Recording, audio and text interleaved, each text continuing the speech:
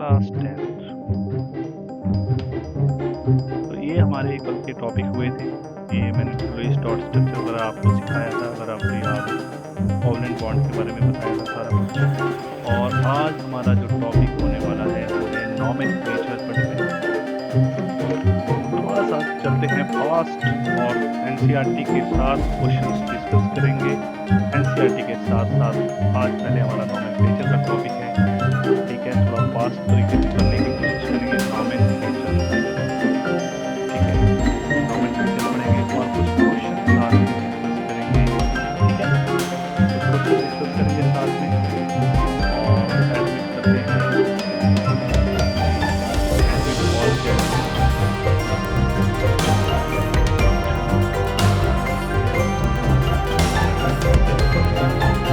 So let's see.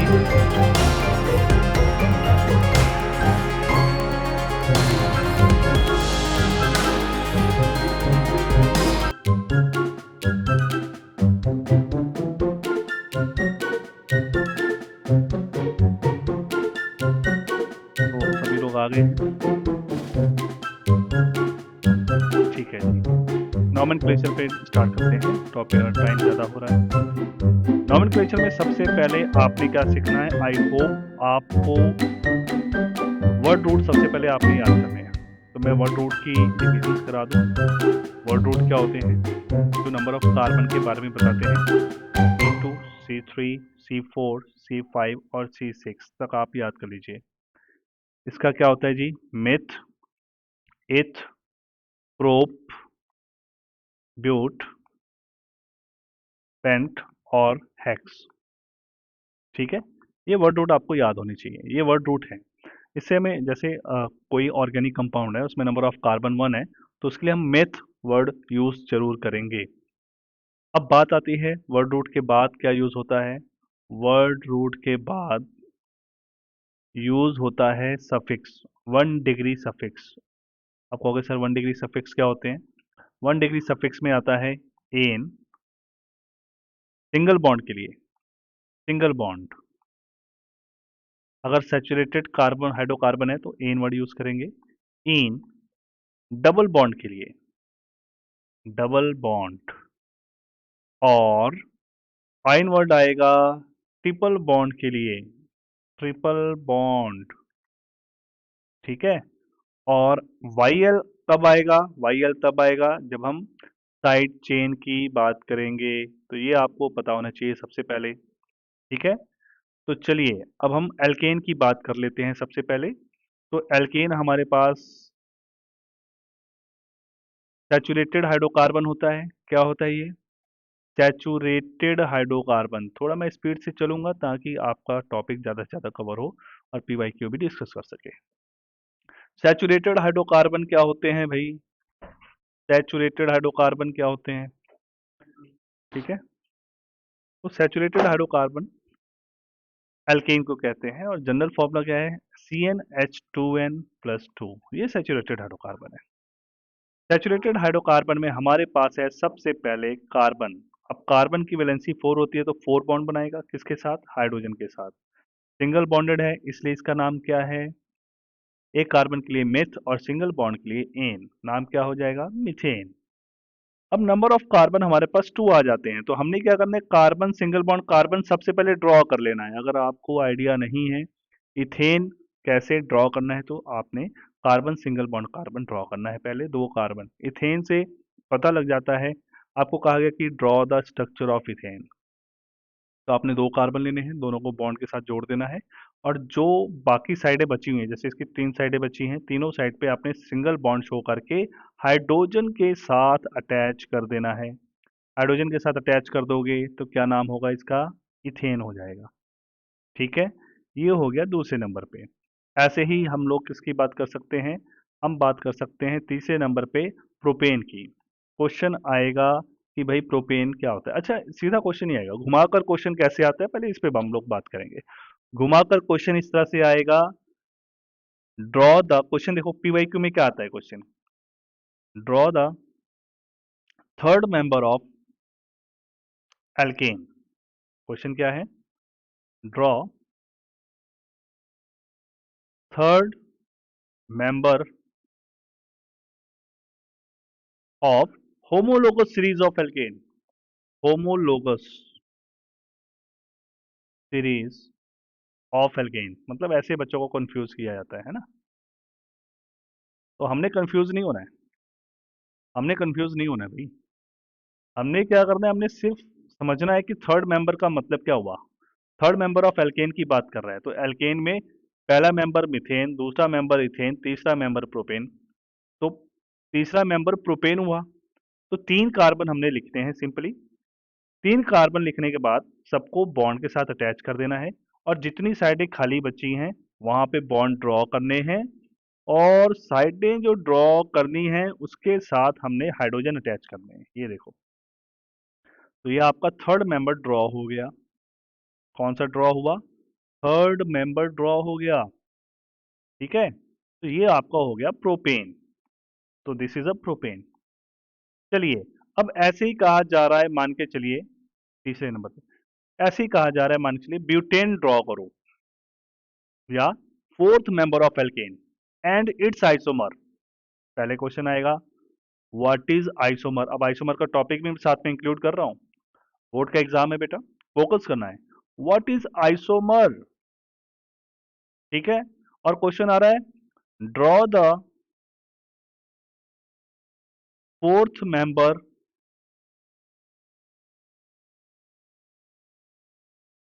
Of homologous series, homologous series of alkane, series of alkane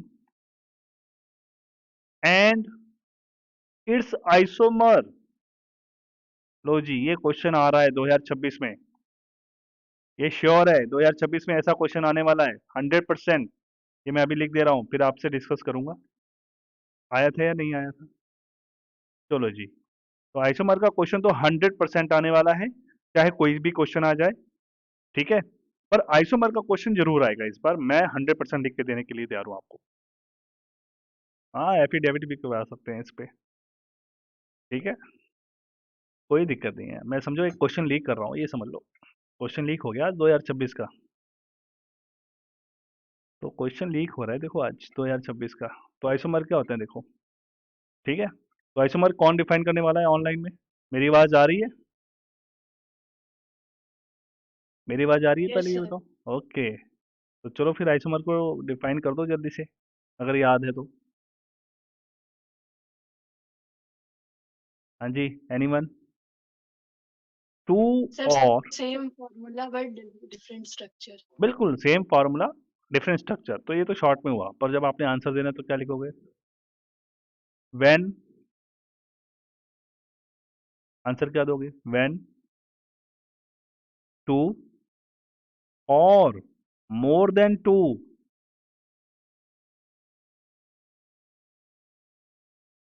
molecule, two or more than two molecules having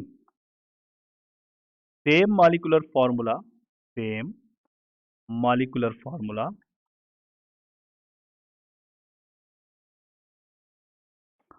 but different physical and chemical properties called isomer।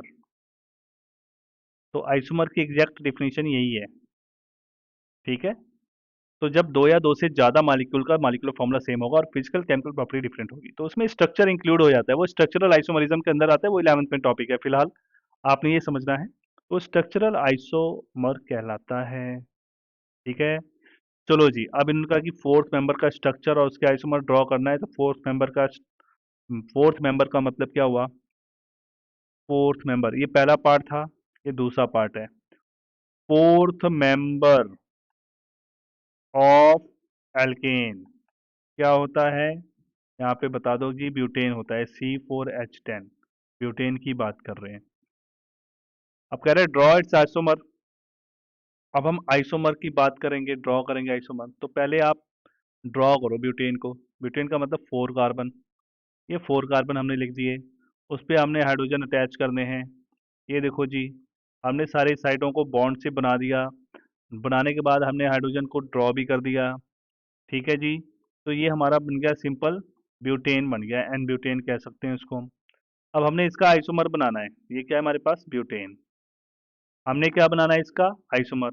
तो isomer हम बनाएंगे तो वो कैसे बनेगा? हमने क्या करना है, एक मिथाइल ग्रुप उठा के हमने किसी भी कार्बन, मतलब दोनों साइड वाले कार्बन पे तो नहीं लगाएंगे, वो ब्यूटेन फिर से बन जाएगा सिंपल। हमने क्या करना है, हम बीच वाले कार्बन के साथ अटैच कर देंगे। मतलब ये इसको, अच्छा पहले इसको देखो और कैसे लिख सकते हैं, पहले समझो। इसको ऐसे भी लिख सकते हैं, CH3 CH2 CH2 और CH3। ठीक हो गया। ये भी ब्यूटेन है जी। ठीक है। ठीक है। ये और करके मैं लिख दे रहा हूँ कि देखो इसको ऐसे भी लिख सकते हैं हम लोग। समझ में आया यहाँ तक? चलो। तो अब हमने इसका जो मिथाइल वाला पार्ट है, देखो समझो, ये जो मिथाइल वाला पार्ट है, ठीक है, बात समझ आ रही है? ये जो मिथाइल वाला पार्ट है, ठीक है, अब मैं इसको उठा के क्या करता हूँ, ये बीच वाले कार्बन के साथ अटैच कर देता हूँ। तो जब इसके साथ अटैच करूंगा तो इसका एक हाइड्रोजन कम करना पड़ेगा, तभी अटैच होगा। और इसका एक हाइड्रोजन उठा के इसको देना पड़ेगा, क्योंकि इसकी वैलेंसी कम हो रही है, इस वाले की वैलेंसी कम हो रही है। तो इसकी वैलेंसी बढ़ाने के लिए एक हाइड्रोजन देना पड़ेगा, तो वो हाइड्रोजन मैं इस वाले कार्बन से दूंगा। ठीक है। कौन से वाले कार्बन से? इस वाले कार्बन से वैलेंसी कम करूंगा और इस वाले कार्बन की वैलेंसी बढ़ा दूंगा। तो वो मैं कैसे करने वाला हूँ, समझने की कोशिश करना है। तो मैं लिखूंगा, देखो इसको मैं, इस वाले को मैं लिखने जा रहा हूँ CH3। ये देखो इसको मैंने CH3 लिख दिया। इसको मैं लिखने जा रहा हूँ CH। ठीक है। और इसको एज इट इज रहने दूंगा, कुछ नहीं करना मैंने, CH3। अब ये जो CH3 था उठा के अब मैं इसके साथ अटैच कर दूंगा, ये देखो। तो इसका नाम क्या हो गया? काउंटिंग करो, पोजीशन देनी पड़ेगी, 1 2 3। तो 3 मेन चेन का हिस्सा है, 3 किसका हिस्सा है? मेन चेन का हिस्सा है। ये आपकी मेन चेन है और ये आपकी साइड चेन है। ये आपकी क्या है? ये साइड चेन है। तो नेमिंग आपको पता है ना साइड चेन की कैसे करनी है? ये साइड चेन है। ठीक है। और ये क्या है आपकी? मेन चेन है। तो मेन चेन पेरेंट चेन होती है। ठीक है। तो पेरेंट चेन का नाम क्या है यहाँ पे? चेक करो। पेरेंट चेन का नाम प्रोपेन हो जाएगा, प्रोपेन लिखेंगे। ठीक है। और 2 पे मिथाइल है, तो इसको एज अ साइड चेन को हम प्रीफिक्स लिखते हैं, मतलब वर्ड रूट से पहले लिखते हैं। तो यहाँ पे आ जाएगा इसका नेम 2 मिथाइल, और कंटिन्यूटी में लिखना है 2 मिथाइल प्रोपेन। क्या नाम होगा? 2 मिथाइल प्रोपेन हो जाएगा। तो ये बन गया आइसोमर। ब्यूटेन का क्या है? ये आइसोमर है। ये क्या है? Isomer of butane. ठीक है। तो ये था इम्पोर्टेंट टॉपिक। अच्छा जी, अब आपको कहा जाएगा draw all the isomer of pentane. ठीक है। क्वेश्चन आ गया आपको, draw all the isomer of pentane, कह सकते हैं एल्केन ऑफ फॉर्मूला C5H10। चलो जी, C5H10। तो बताओ कितने आइसोमर बनेंगे? जल्दी से ड्रॉ करो। ठीक है, आंसर करने वाले हम इसका। जल्दी से ड्रॉ करो, C5H10 ड्रॉ करो। कैसे बनेगा? टर्मिनल वाले क्या होते हैं? CH3। बीच वाले क्या होते हैं? CH2। हमेशा याद रखना। तो 5 कार्बन बनाने हैं, साइड वाले CH3, बाकी नहीं, बीच वाले CH2। तो बीच वाले CH2 3 आ जाएंगे और 2 साइड में CH3 आ जाएंगे। तो ये क्या बन जाएगा? पहले पेंटेन। हमने सबसे पहले पेंटेन बना लिया, क्योंकि ये C5H10 को फॉलो कर रहा है। तो ये पहला आइसोमर बन गया। एन पेंटेन भी कहते हैं, एन का मतलब नॉर्मल पेंटेन। तो एन से घबराना नहीं है कि स्मॉल एन क्या आ गया यहाँ पे। स्मॉल एन से नहीं घबराना आपने कि स्मॉल एन क्या है सर। ठीक है। तो एन का मतलब नॉर्मल वाला पेंटेन है, सिंपल पेंटेन है। ठीक है। क्योंकि कॉमन में बहुत सारी कुछ और भी वर्डिंग, हम इसमें आइसो नियो बहुत सारी चीजें आती हैं, इसलिए इसको अभी इतना ही समझना है आपने। ठीक है। आइए, पेंटेन का अब आपने आइसोमर ड्रॉ करना है। अच्छा, जब हम ब्यूटेन का आइसोमर ड्रॉ कर रहे थे तो आप क्या कर रहे थे इसमें? आपने साइड वाला मिथाइल उठा के बीच में लगा दिया, ठीक है। अब उससे ज़्यादा और पॉसिबल नहीं था। इस साइड लगाती फिर से पेंटेन ब्यूटेन बन जाना था। बस यही इसके साथ भी करना है। तो इसके साथ भी क्या करना है हमने? एक इसका मिथाइल उठा के हमने साइडों वालों को छोड़कर इन दोनों के साथ इन दोनों के साथ किसी एक के साथ अटैच कर देना है इसको। ये देखो, चाहे इसके साथ चाहे उसके साथ अटैच कर देना है, तो हमारे पास इसका आइसोमर बन जाएगा। पर ऐसा हम कितने टाइम कर सकते हैं ये देखना है, उतने ही आइसोमर बन जाएंगे। तो ये पहला आइसोमर बन गया आपका। तो दूसरा आइसोमर ट्राई करते हैं जी। तो आप लोग भी लिखिए साथ साथ में, ठीक है। तो इसका हमने जो साइड से जब यहाँ से जो जाएगा तो ये सी एस टी अब ये बन जाएगा, है ना। तो ये सी एस टी मैंने बना दिया। काउंटिंग कर लेते हैं, 1 2 3 4 5। तो ये कार्बन नंबर 4 वाला मैंने इसको सी एस टी बना दिया। ये कार्बन नंबर 4 ही है समझ लो। और 3 वाले को सी एच बना दिया, इसको एज इट इज रहने दिया, CH2 CH3। और यहाँ पे मैंने लगा दिया CH3।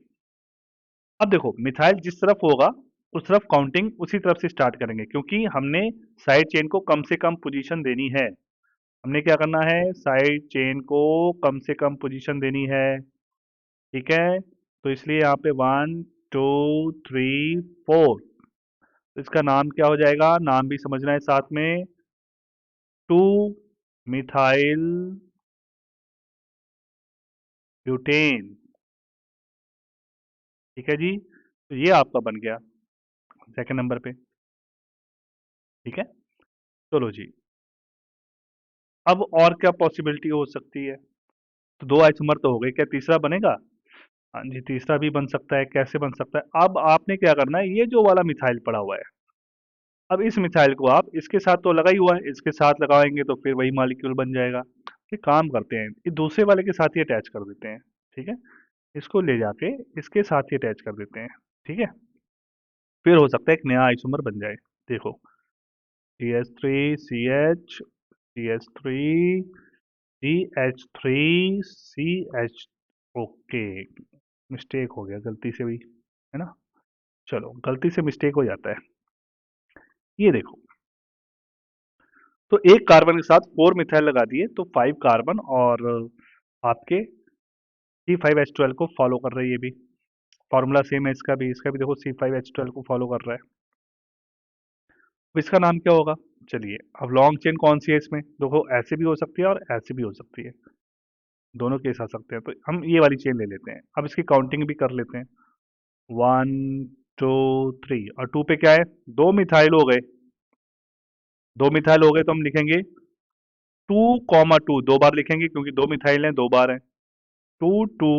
और 2 मिथाइल के लिए डाई वर्ड यूज करेंगे, डाई मतलब 2। भाई 2 मिथाइल हैं और दो दो बार है, और दो बार है। Di methyl propane. Main chain में कितने कार्बन है? 3। तो क्या लिखेंगे? ये देखो, 1 2 3 प्रोपेन। तो ये हो गया 2 2 डाई मिथाइल प्रोपेन। तो बच्चों, पेपर बहुत स्टैंडर्ड आएगा, इसमें कोई शक वाली बात नहीं है। बहुत ही स्टैंडर्ड पेपर आएगा, इस बात का ध्यान रखना है हमने।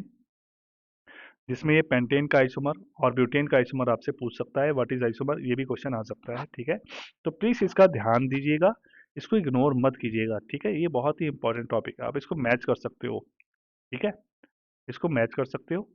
तो मैं कुछ आपको PYQ बताने वाला हूँ इसके बाद, ठीक है। अगर आप कहोगे तो फंक्शनल ग्रुप का नॉमेनक्लेचर बता देता हूँ, ठीक है। फंक्शनल ग्रुप का नॉमेनक्लेचर बता दे, या PYQ डिस्कस कर लें? आप बताओ।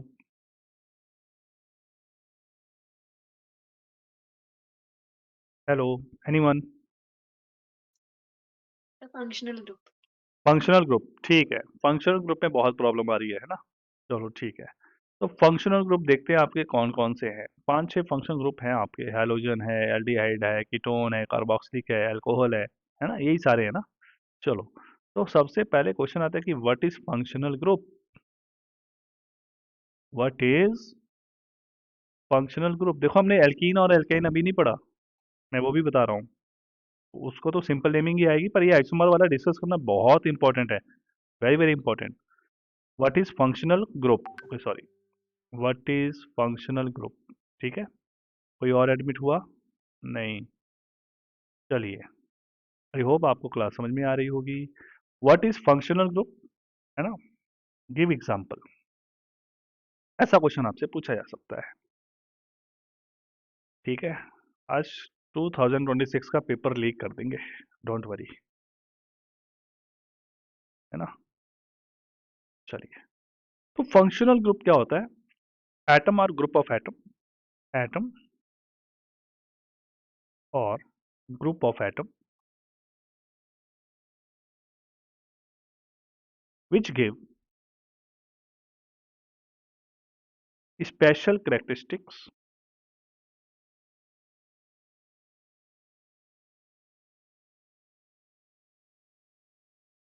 to the carbon chain। ठीक है, कॉल्ड फंक्शनल ग्रुप। एग्जाम्पल में मैं आपको बता रहा हूँ कौन कौन से फंक्शनल ग्रुप हैं आपके। हेलोजन,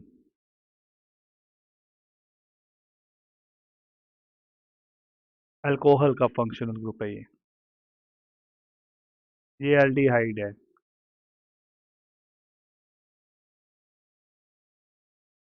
ये कीटोन है। और ये कार्बोक्सिलिक है।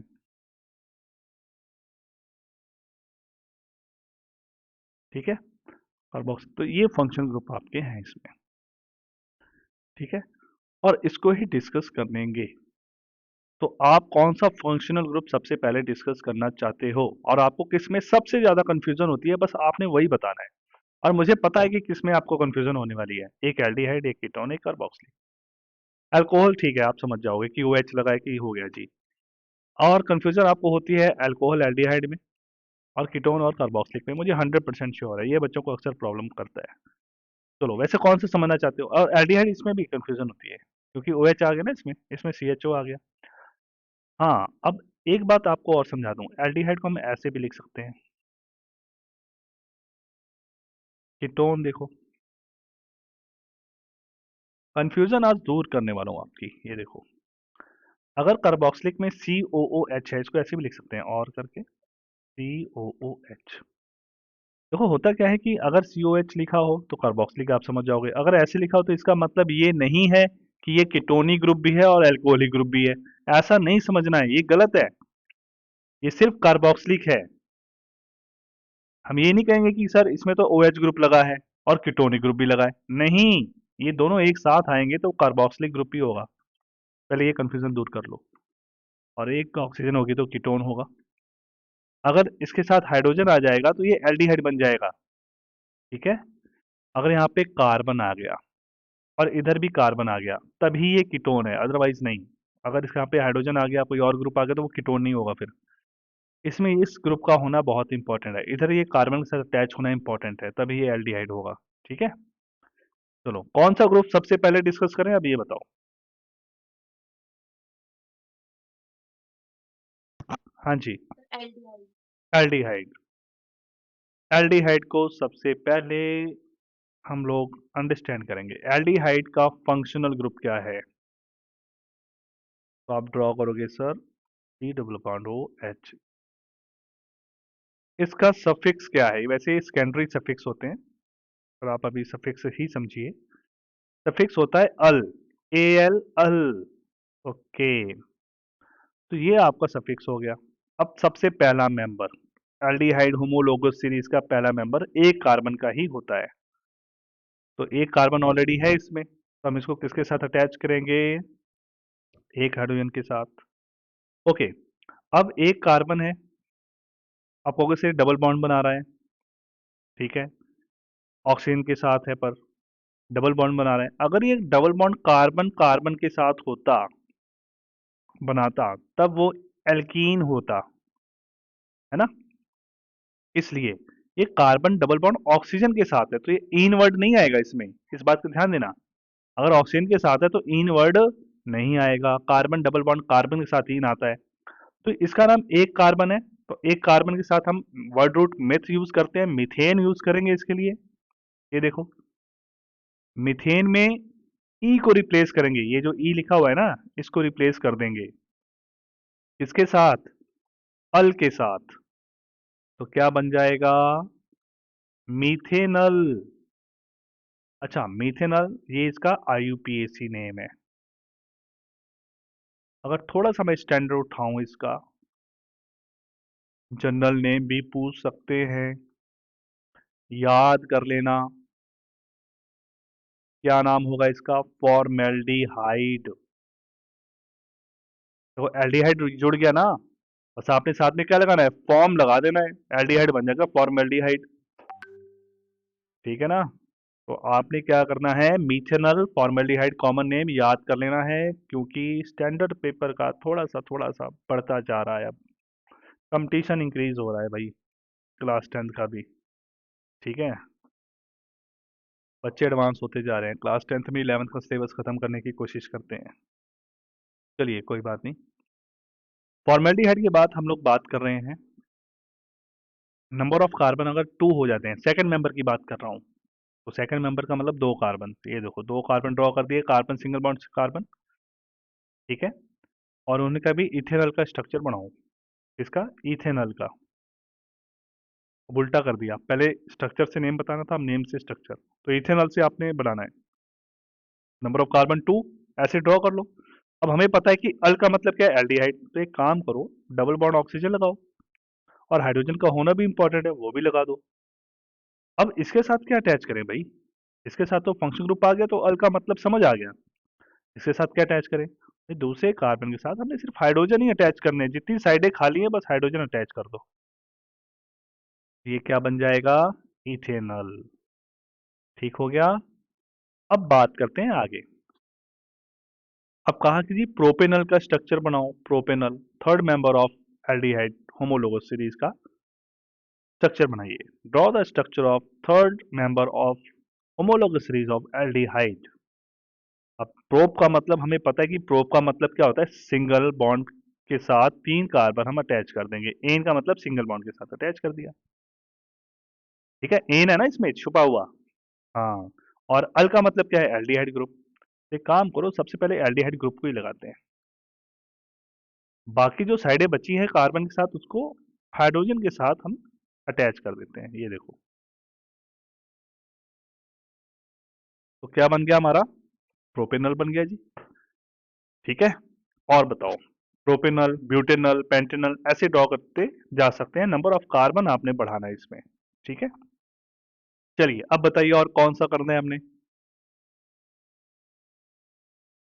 और कोई फंक्शनल ग्रुप, या और कोई क्वेश्चन पीवाईक्यू आपके माइंड में हो, आपने कहीं से पढ़ा हो, ना हो पा रहा हो? हाँ जी।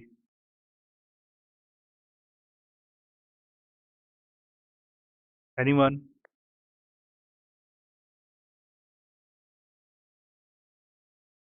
हाँ जी बेटा, बोलिए।